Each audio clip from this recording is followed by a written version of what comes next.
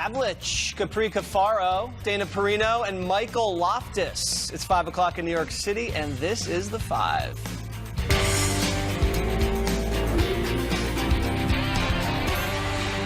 Several major stories to tell you about tonight, including the media praising Nancy Pelosi over impeachment while trashing Republicans.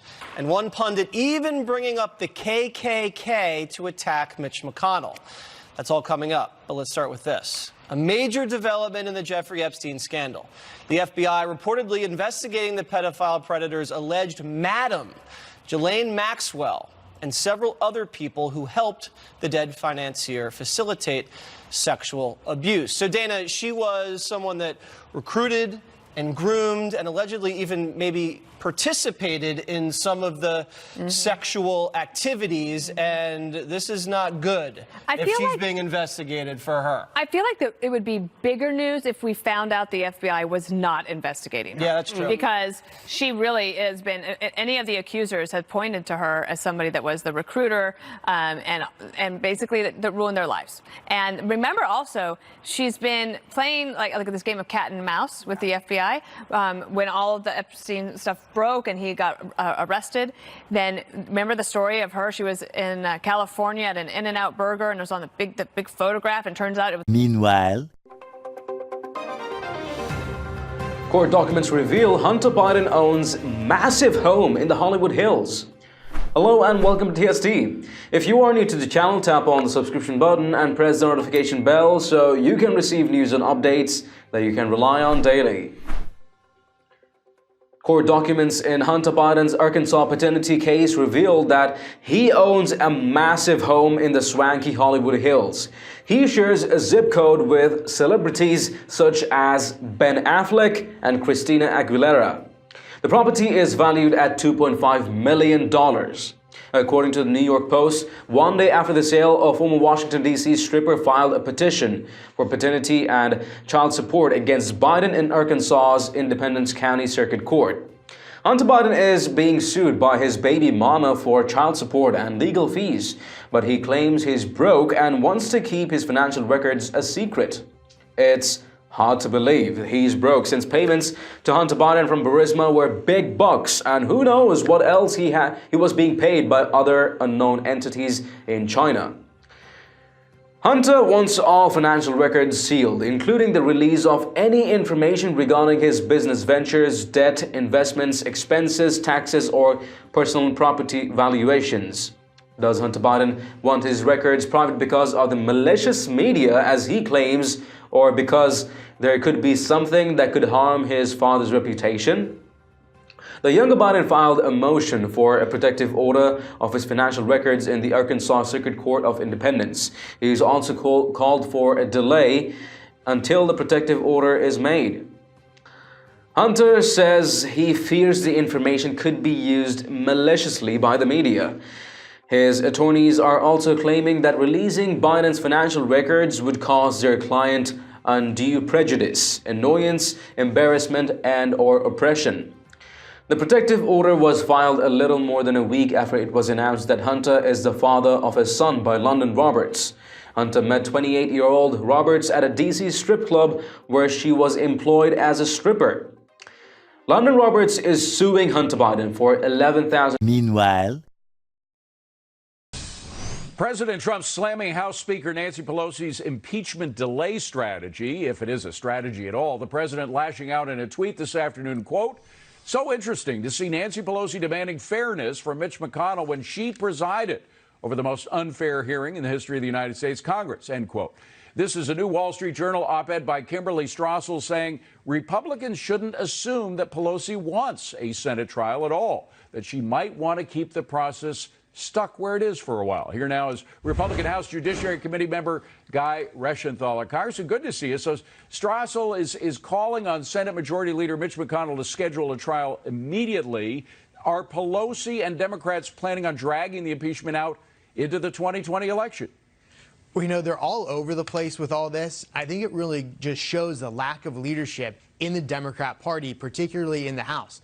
We have to remember that Nancy Pelosi might be Speaker, but this party is really in control of the far-left liberal freshmen, AOC, Tlaib, Omar. They're the ones that are really driving this entire, what I would call a sham impeachment. But I can say this, the longer the impeachment sham drags out, I would say the better for Republicans. We have to remember that President Trump's numbers have gone up, particularly in swing states like Pennsylvania, Michigan, Wisconsin. And in the battleground districts where Democrats hold seats, but Trump won those districts, those numbers look really good for Republican challengers, and it means that we will likely take back the House in 2020. Congressman Gary Smith, thanks for being on the show. Put on your... Meanwhile, and in Central Asia, a plane carrying 98 people crashed in Kazakhstan. At least a dozen people were killed and more than 50 injured. Officials say the plane was trying to take off when it hit the runway twice, slammed into a concrete fence and a building. Investigators are looking into whether the crash was caused by pilot error or technical problems. Meanwhile, authorities have suspended all flights on Kazakhstan's 2 airlines.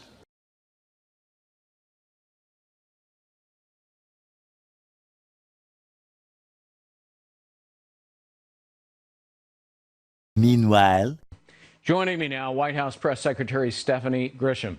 Stephanie, thanks for being with us. When the White House impeached Bill Clinton 2 decades ago, there was an immediate vote within minutes to send it over to the U.S. Senate because it was a fairly strong case. 11 potential felonies identified by the independent counsel Ken Starr. Here, none are identified.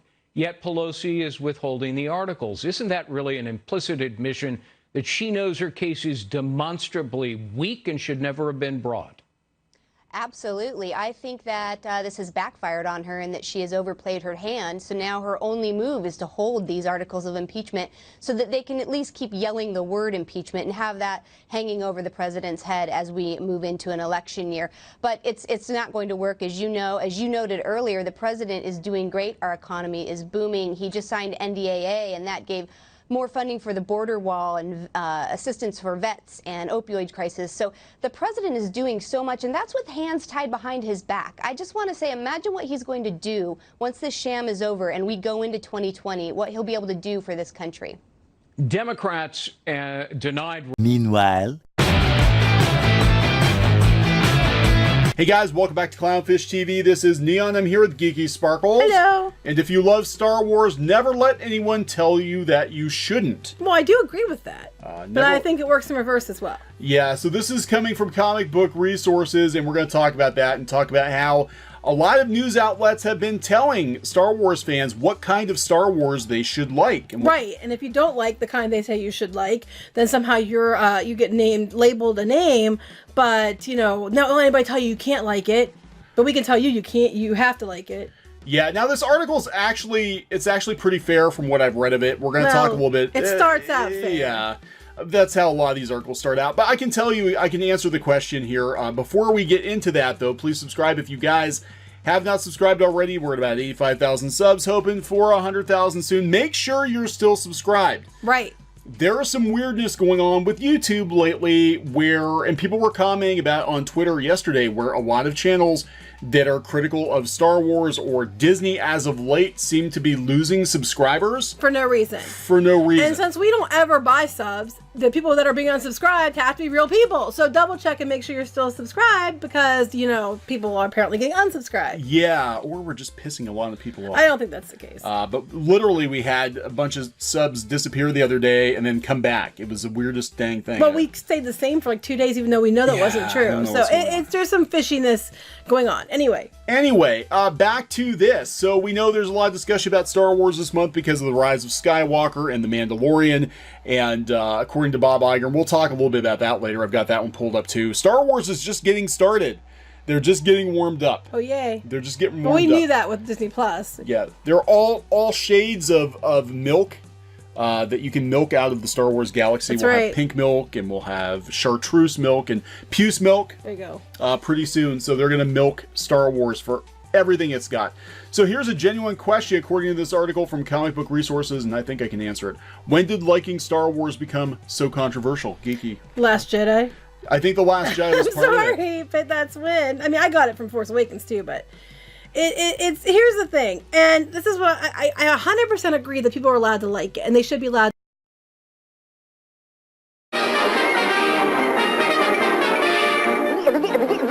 available.